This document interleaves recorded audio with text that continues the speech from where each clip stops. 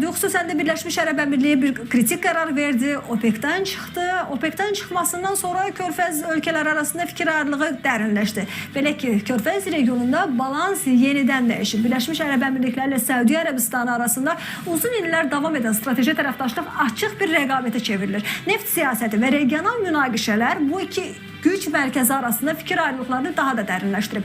Əbu-Dabinin OPEC-dən çıxması Ər-Riyadda ciddi şəkildə narazılıq yaradıb. Bütün bunların fonunda isə Şarjə Əmirliyinin Birləşmiş Ərəb Əmirliyindən ayrılmaq istəyi ilə bağlı iddialar yayılıb. Nəticəsi nə olar? İzləyək.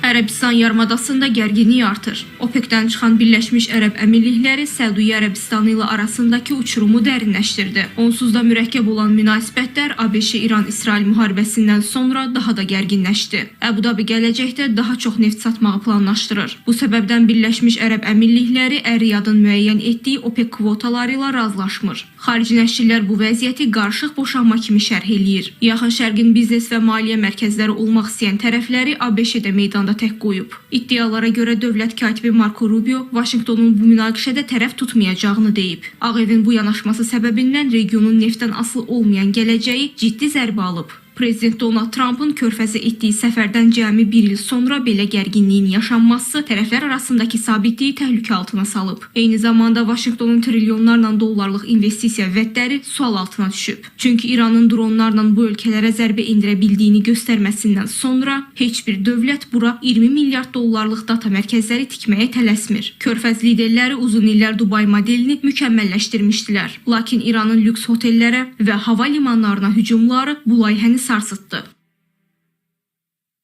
Suudi Arabistan ile Birleşik Arap Emirlikleri'nde yaşanan bu gerilim OPEC içerisindeki ayrışmalarla birlikte enerji piyasasında kuvvetli dalgalanmaları da doğuracağı unutulmamalıdır. Çünkü denge politikası ile hangi ülkenin ne kadar rezervle üretim yapacağı ve piyasaya arz konusunda dalgalanmalar yaşanması kaçınılmaz olacak ve petrol piyasası ile doğalgaz piyasasında kuvvetli dalgalanmalar yaşanması kaçınılmaz olacaktır. Birləşmiş Ərəb Əmirlikləri ilə Səudiyyə Ərəbistanı arasındakı gərginlik yeni deyil. Tərəflər Yəmən, Sudan və Fələstin kimi məsələlərdə fərqli mövqelər nümayiş etdiriblər. Liderlər arasındakı şəxsi münasibətlər də gərginliyi artıran əsas faktorlardan sayılır. Birləşmiş Ərəb Əmirlikləri ABŞ və İsrailə daha çox yaxınlaşaraq müstəqil siyasət yürütməyin tərəfdarıdır. Əbu-Dabi İbrahim sazişi vasitəsilə savaş zamanı ilk dəfə Təl-Əvivdən hava hücumundan müdafiə dəstəyi alıb. Səudiyyə Ərəbistanı isə daha çox Türkiyə və Pakistanla yaxınlaşır. Trump İsrail-Səudiyyə Ərəbistanı münasibətlərinin normallaşmasına nail olmaq istəsə də, müharibədən sonra Ər-Riyadın bu məsələyə münasibəti kəskinləşib. Tərəflər arasındakı münaqişəyə Trump'ın kürəkəni Jared Kushner də qarışmamaq qərarına gəlib. ABŞ rəsmiləri narahatdır ki, iki əsas ərəb müttəfiqi arasındakı qarşıdurma müharibədən sonra daha kəskin hal alacaq.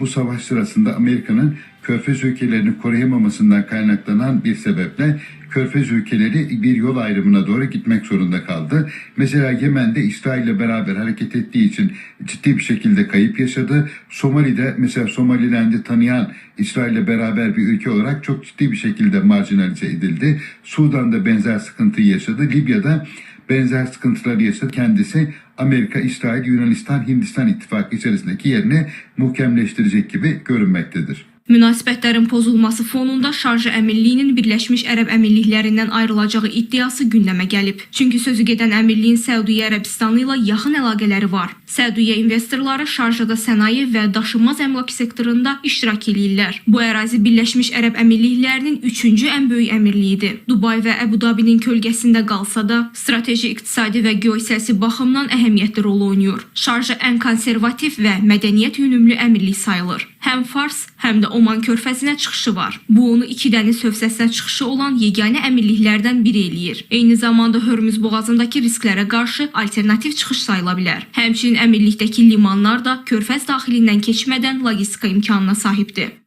İdarə etmə və əlaqələr federal əsaslarla qurulub və bu əlaqələr zəncirvari olaraq bir-birindən elə asılı vəziyyətdə qurulub da ya iqtisadi, ya siyasi, ya təhlükəsizlik, ya da digər sahədə bir-birindən asılıdır və belə bir vaxtda hər hansı bir əmirliyin öz müstəqilliyini elan etməsi ilk növbədə həmən əmirliyin özünün gələcək fəaliyyətini müəyyən mənada sual altına qoya bilər. Buna görə də hər hansı bir əmirliyin indiki halda ayrılması heç də real görünmür.